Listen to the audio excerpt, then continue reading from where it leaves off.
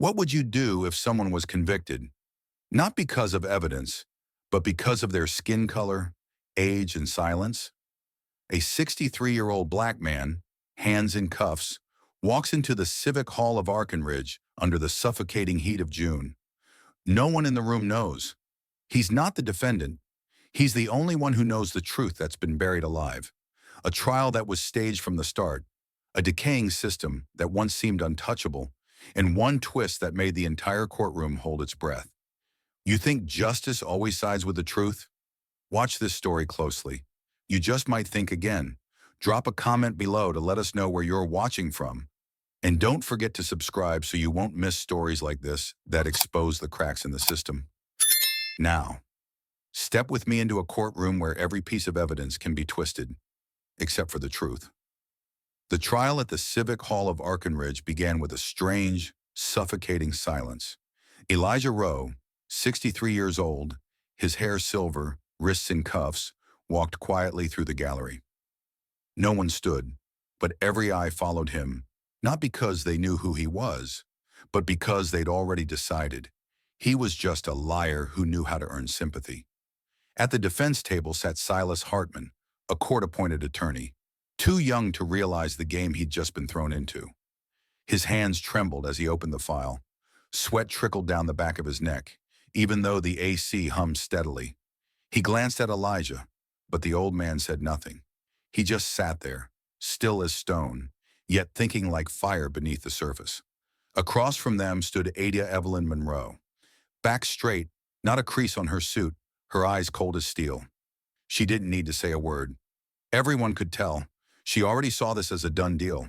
She'd taken down men like Elijah before, and this time would be no different. Judge Jasper Holloway entered with a smile so thin no one could tell if it was courtesy or quiet contempt. "Let's keep this trial tidy," he said. And just like that, every door to a fair defense quietly slammed shut. The prosecution opened with a string of vague witnesses, people who spoke from gut feeling, not facts. Accusations were accepted without friction, but rebuttals cut off mid-sentence, as if the system had already rehearsed the ending. Silas had one chance left, one final question. His voice trembled, thick with fear, but he asked. And then, the back door creaked open. A tall man stepped in. Gideon Blackwell, a retired colonel, eyes sharp like someone who'd seen wars no map ever marked. No one had summoned him, but some people don't need permission to speak the truth. And he arrived at the very moment truth was gasping for air. Judge Jasper Holloway controlled the courtroom like a tyrant conducting a silent orchestra. He didn't need to raise his voice or bang a gavel. Every word, every passing glance sliced through hope like a sharpened blade. Within the first 30 minutes, nearly every motion from the defense was denied. No debate, no explanation. Silas Hartman, the young attorney, tried to stay upright on legs that barely held him. He didn't know how to defend a man when every piece of evidence he presented was brushed aside like a clumsy magic trick. Every time he stood to speak, Ada Evelyn Monroe made sure to bury him deeper in the quicksand of ridicule. The first witness, a clerical worker, took the stand.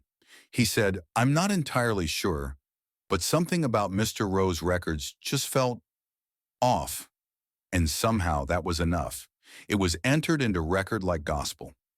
Next came a representative from the Veterans Affairs Office, who admitted Elijah's military records had a few gaps, but added he just didn't feel they were trustworthy. And the courtroom nodded along like disciples before a sermon. The original military files, submitted by Elijah from day one, were rejected on the grounds of unverifiable origin. No one even tried to check. At that point, Silas had one question left, fragile as a candle in the middle of a storm. His voice quivered, but he didn't back down. He asked, "Could those gaps in the file be due to service in a classified unit?"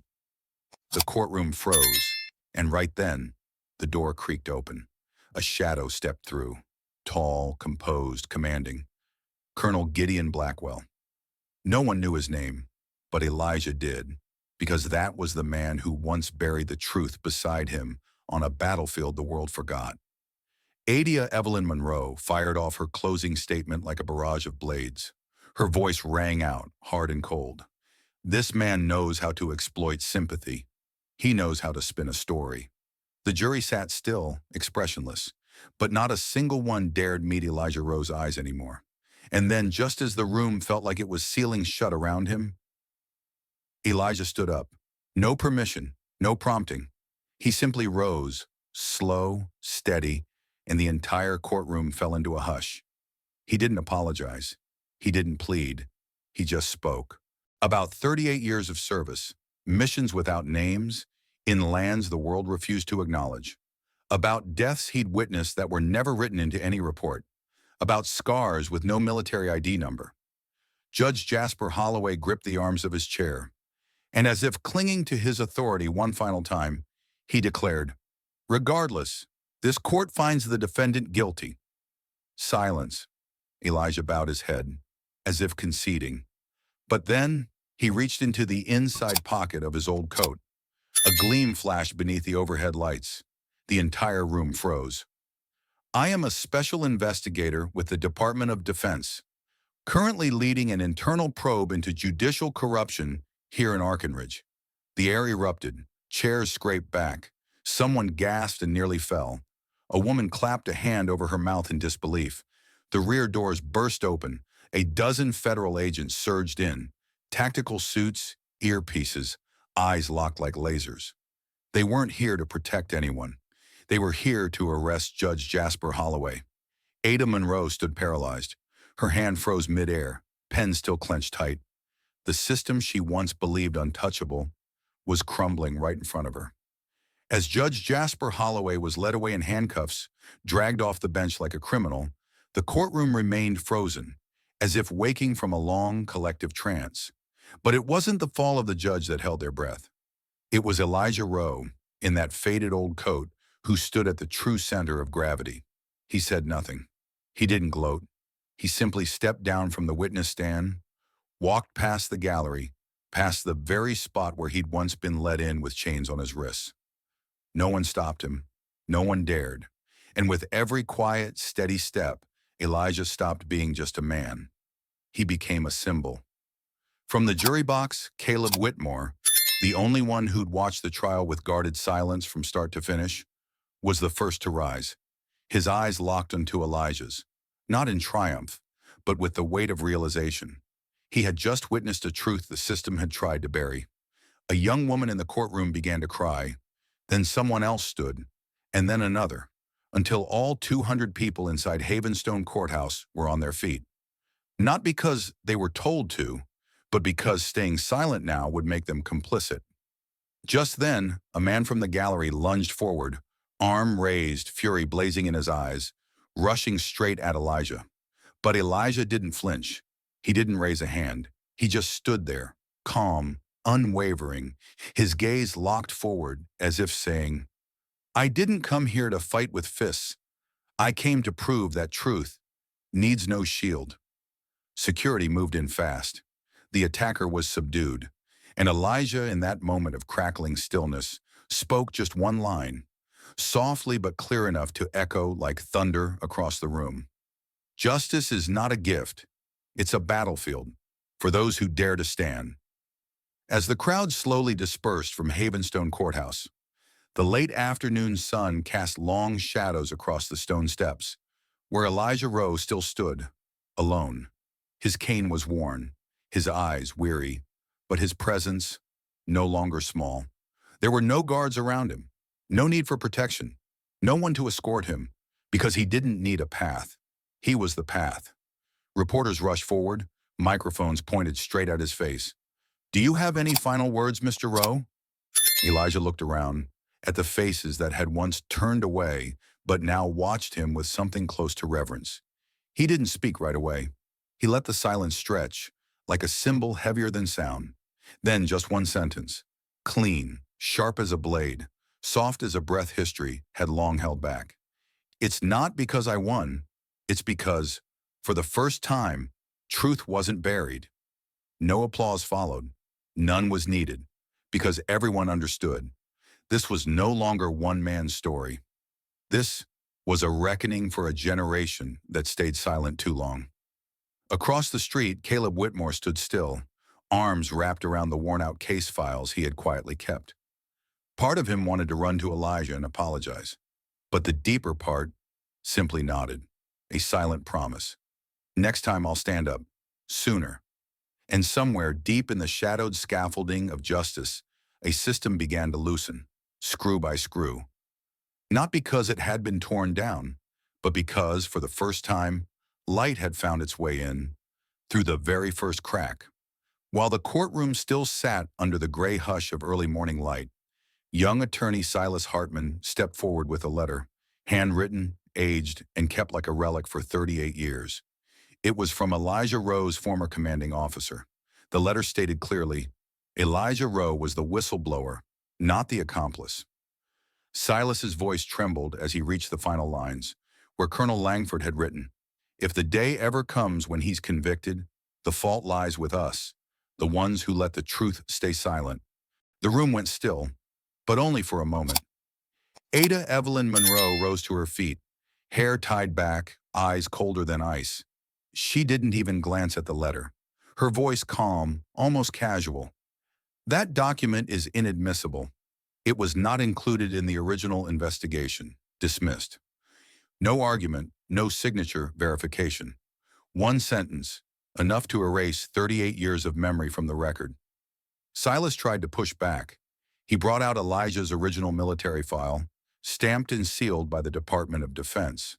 But Judge Jasper Holloway simply offered a thin, slanted smile, a quiet nod to the clerk. No evidentiary value, outside the statute of limitations. And in that moment, the courtroom held its breath. A man stripped of his honor, a young lawyer clinging to justice, and an entire system, carefully bearing it all beneath the polite weight of procedure. But no one noticed. On the third row, Caleb Whitmore, a member of the jury, had lowered his head for a long, heavy pause. In his hands, a reprinted copy of that very file, freshly printed. Just last night, the courtroom held its breath.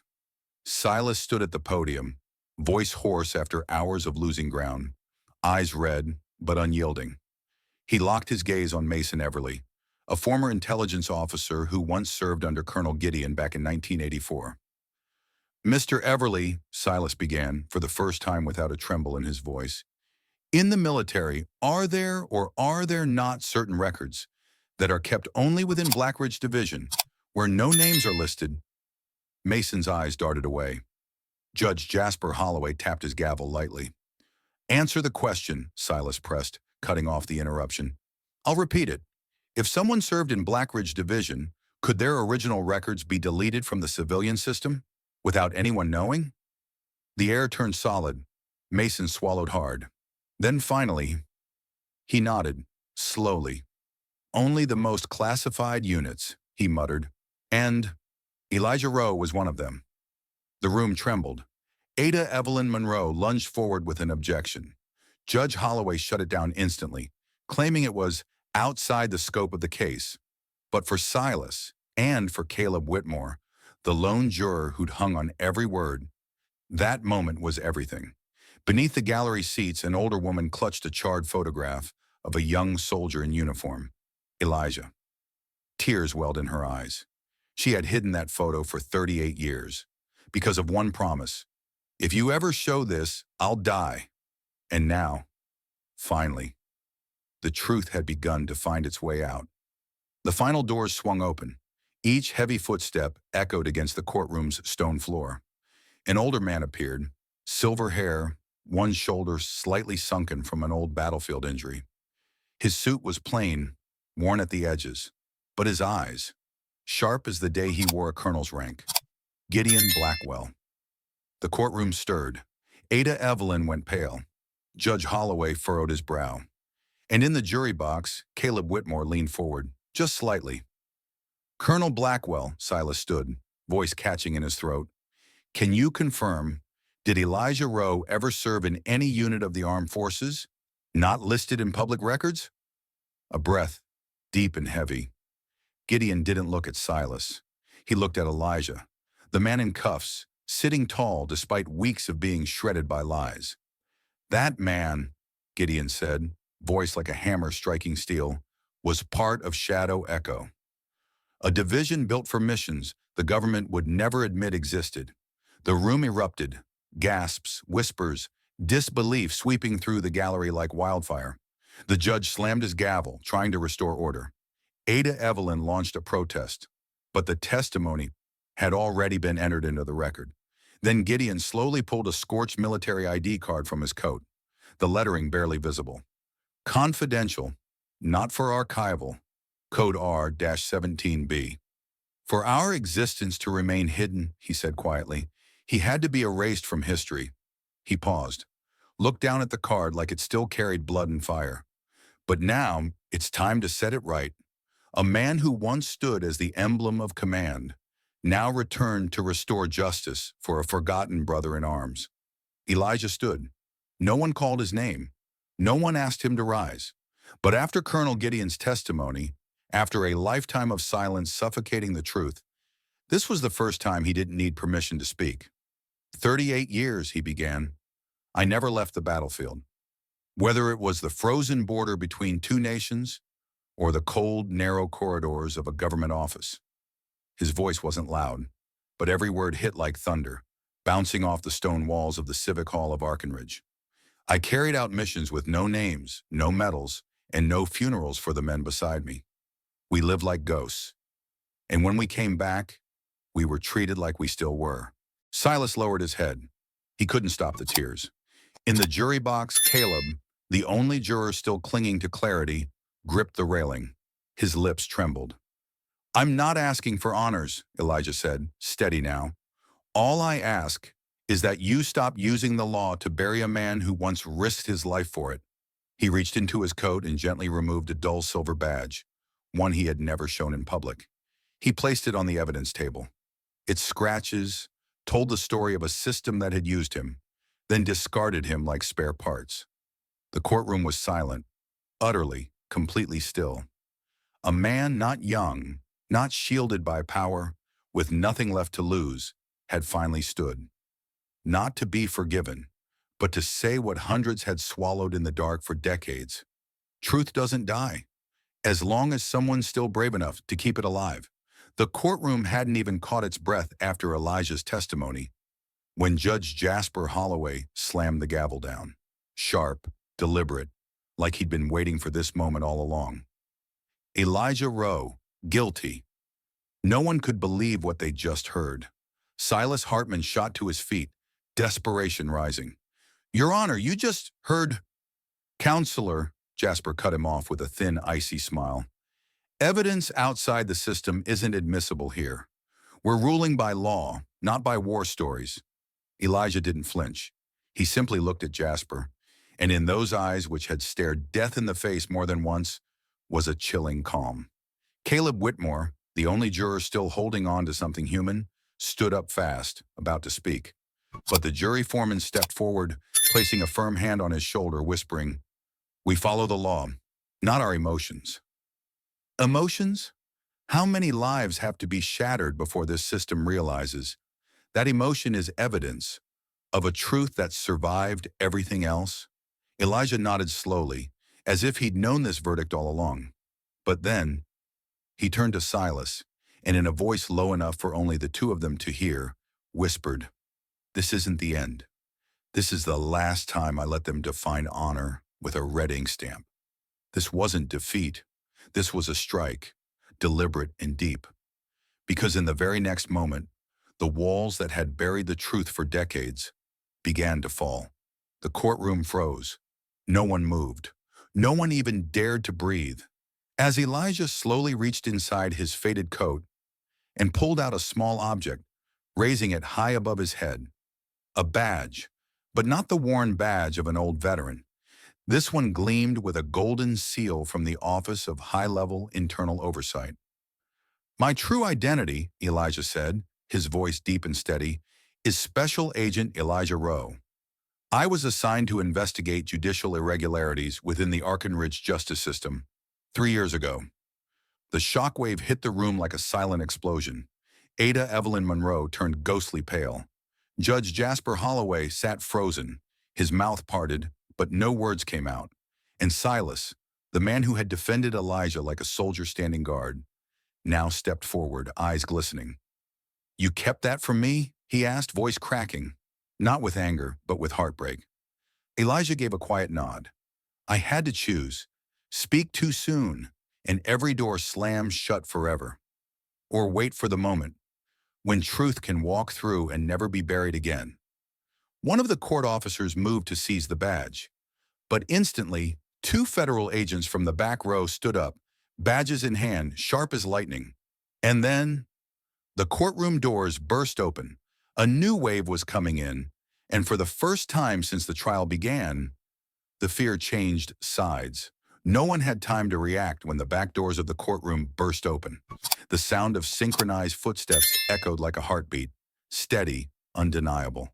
And stepping in were faces no one expected: a federal strike team, clad in black armor, earpieces locked in, badges catching the light like silent warnings. At the front of the formation stood Celeste Harlow, deputy director of the Echelon Operations Facility, a name whispered in classified circles, never once seen by the press. She moved forward, calm, not angry, carrying a thick dossier and a sealed arrest warrant. "Elijah Rowe is not the defendant," she declared, her voice cutting clean across the chamber. "He was deployed to expose the rot this courtroom has concealed for far too long." The room didn't erupt in screams. It collapsed in silence, eyes wide, shoulders falling, illusions crumbling without a sound. Judge Jasper Holloway tried to rise. Too late. Two agents closed in. He was cuffed mid-motion, in the very trial he had once ruled with absolute power. The black robe he wore with pride was lifted, and beneath it, trembling hands and eyes that could no longer hide what had already unraveled. Ada Evelyn Monroe stood frozen, not from fear, but from the bitter clarity that the game she thought she mastered had already ended. No one spoke.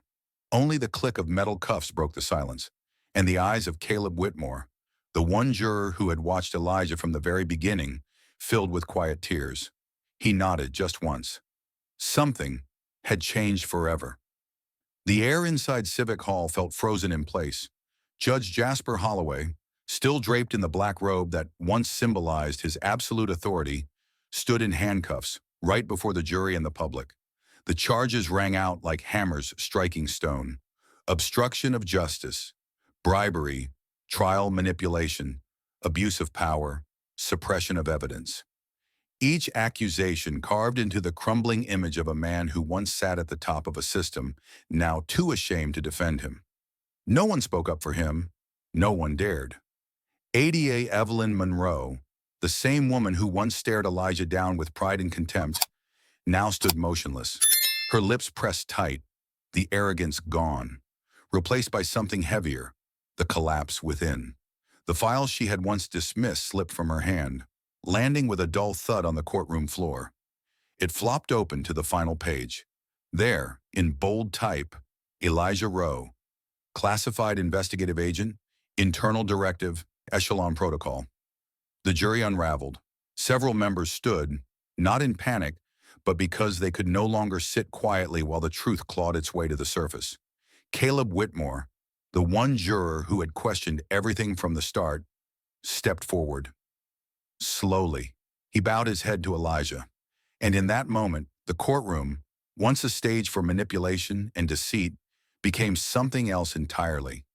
It became a foundation, the first stones of real justice, finally laid down, not with gunfire, not with blood, but with the truth, spoken at the exact moment the world could no longer look away. As the cold metal cuffs were finally removed from Elijah Rowe's wrists, the entire courtroom sank into a silence too full for words. Among the stunned faces, only one pair of eyes held light: Caleb Whitmore, the lone juror who had once hesitated while everyone else looked away. That young man, the same one whose own father, a seasoned attorney, had once warned him, "Never trust those forgotten old veterans," was now the first to rise. No one said a word, but when Caleb's gaze met Elijah's, it carried more than just recognition. It held an apology that didn't need to be spoken. He placed a hand over his chest and nodded, and Elijah nodded back. Not in forgiveness, But in quiet affirmation, you saw, and this time you didn't turn away. Amid whispers still lingering like ash in the air, Caleb took a step forward. He stood beside the federal agent, escorting Elijah, and said gently, "From this day on, if anyone ever listens, I'll be the one to remind them of what happened here." That was the first legacy Elijah left behind. Not a victory, but a young man brave enough to look truth in the eye and refuse to blink. As Elijah Rose stepped out of Civic Hall, the last light of day spilled across his shoulders, like it was trying to erase the memory of the cuffs that once dug into his wrists. No more sneers, no more whispers behind his back, only eyes watching, and then, one by one, they stood. From the first row, an elderly woman nodded. Next, a young student clenched a folded newspaper in his hands, its front page headline reading, "Wrongfully convicted veteran of 38 years topples corrupt court." And then another stood, and another. No one chanted. No one needed a signal. They stood because conscience had finally stirred, and there in the ancient stone frame of Havenstone Courthouse, Elijah shed no tears. Instead, he bowed his head, as if speaking on behalf of those who would never get the chance to rise again. "I may not be the first, but maybe I'll be the last to endure it in silence." From the quiet crowd, a young girl stepped forward. She placed a single white daisy in his hand. She didn't say a word, but her eyes held everything the next generation needed to understand. This wasn't a victory. This was a legacy. Just as Elijah Rose stepped past the doors of Civic Hall, the calm that had settled outside shattered like glass. A man burst from the crowd, shouting, "Traitor to the system!" He swung, fist crashing straight into Elijah's face, the blow carrying the weight of all those who had once thrived in the shadows of unchecked power. Elijah staggered. Blood streaked the corner of his mouth, but he didn't strike back. He looked up, eyes steady, and spoke. His voice wasn't loud, but it was clear, and it cut through the crowd like thunder. "I'm not against the system. I'm just refusing to kneel before those who turned it into a weapon against justice." A long pause followed. No one spoke. The attacker was restrained, but what no one expected was that the silence itself became the loudest agreement. That very afternoon, headlines blazed across every front page from Brentlow Avenue to beyond. "Elijah Rowe doesn't back down, and truth is no longer muzzled." Hashtags flooded every corner of social media. "Stand with Elijah." "True this. Not a sin. Shari, justice speaks." Now and in the heart of the crowd swelling in Brentlow Square, a young woman raised a handmade sign above her head. "Justice doesn't need force. It just needs someone brave enough to stand tall." The gallery seats were still reeling from the breathtaking turn of events. Outside Civic Hall, news vans lined the street, broadcast satellites raised like silent sentinels. Dozens of media crews had camped out through the night, waiting for a grand statement from Elijah Rowe. But he never took the podium. There was no stirring speech, no bold declaration, just one image. Elijah sitting quietly in a park beside a young Latin boy, teaching him how to solve a math problem, chalk dust covering a worn wooden bench, two hands sketching logic into fading grain. When a reporter approached and asked what he planned to do next, Elijah answered with one line, calm, measured, yet etched into the nation's memory like stone. "Justice is not a gift. It's a battlefield for those brave enough to stand." Then he rose, brushed the chalk from his palms, and walked alongside the boy, toward the blazing red horizon of Brentlow. That very evening, his words were printed across hundreds of protest signs in peaceful demonstrations across major cities. "It's not a gift, it's a battlefield." On the witness stand, Elijah had just finished speaking. The courtroom remained frozen in silence. Reporters outside hadn't yet caught wind of what had just happened, because inside, something quieter but far more powerful was unfolding. Caleb Whitmore, the youngest juror, and the only one who had ever doubted the indictment, tilted his head toward Elijah.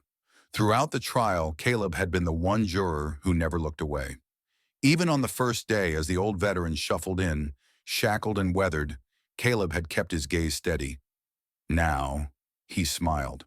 not because the case had been overturned, not because the system had been shaken, but because of something deeper, something heavier.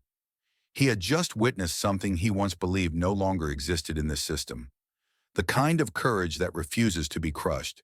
He smiled because he finally understood. When even one person dares to stand, justice stops being a distant ideal and becomes a choice. And in that moment, hundreds of people rose to their feet. No cue, no call. Inside Havenstone Courthouse, they didn't stand to cheer. They stood to witness something rare and sacred, the survival of truth in its purest form. Elmsworth Civic Pavilion was packed to the walls. Supporters, skeptics, even those who openly despised him, all sat in a silence so tight it could snap. Elijah Rowe stepped up to the podium. No bulletproof glass, no MC. Just a man once broken by the very system he now dared to expose. "There are truths," he said slowly, each word weighted, "that will never appear in court records, because I once wrote them down and then burned them myself." A shout cracked through the air from the back row. A scalding cup of coffee flew toward the stage, shattering near his feet. Several people sprang up, screaming curses. A small explosion shook the edge of the platform. Someone had hurled a smoke device into the hall, but Elijah didn't flinch. He didn't shield his face. He only said one line, calm, clear, broadcast through every speaker in the spiraling chaos. "I stayed silent for 38 years, and that silence nearly killed me." Police swarmed in, locking down the scene. But the moment that lasted wasn't the violence. It was what followed, a silence even heavier than the one before, until it gave way to scattered applause, software, hesitant, from among the people. For the first time, they weren't clapping for victory. They were clapping for someone who dared to tell the truth, when the cost could be his life. Elijah stood on the stone steps of Havenstone Courthouse. The amber light of dust stretched across his bruised face, still marked from the attack the night before. Blood still seeped from the wound on his shoulder. He had refused medical care, not until he said what needed to be said. No police, no official cameras, just hundreds of ordinary people, silent, waiting for his final words. He looked down at the front row. There sat Caleb Whitmore, the only juror who opposed the verdict, gripping his wife's hand. Beside him, an elderly woman who had lost her land without warning, a high school student suspended for defiant behavior, and a young soldier standing tall, eyes locked, unblinking. Elijah drew a deep breath, then spoke, soft as breath, yet somehow heard in every corner of the square. "It's not because I won. It's because, for the first time, the truth wasn't buried." No one replied. One person cried, another nodded slowly, and then, like instinct, they rose, not out of admiration, but because they knew it was time they too learned how to speak. If this story struck something in you, leave a comment below. If you believe justice begins with one person's courage, subscribe to this channel. We tell stories like this because the truth deserves to be seen. Some stories don't need to end in applause. Sometimes, all it takes is one person standing in the silence to remind us that truth doesn't need decoration. It only needs to be heard. The story of Elijah Rowe isn't a heroic anthem about someone invincible. It's the painful journey of an ordinary man who lived right, was wronged, and chose silence, until silence became unbearable. He didn't rise to win. He rose because if he didn't, injustice would continue, sanctioned by the silence of those who knew better and said nothing. We often think a battle begins with gunfire or chants in the streets, but sometimes it starts within us. The moment we dare to face the truth, even when it hurts. The moment we choose to speak up, even when it puts us in danger. The moment we take a stand, not when it's easy, but precisely when it's not. Elijah survived silence, but he didn't walk away. He chose to become a symbol, not to be remembered, but so others, like Caleb, like you, would know you're not alone when you choose to speak out. The greatest lesson here is this: justice is not a gift. It's a battlefield for those brave enough to stand. And if you carry a truth inside you, don't let it die in silence.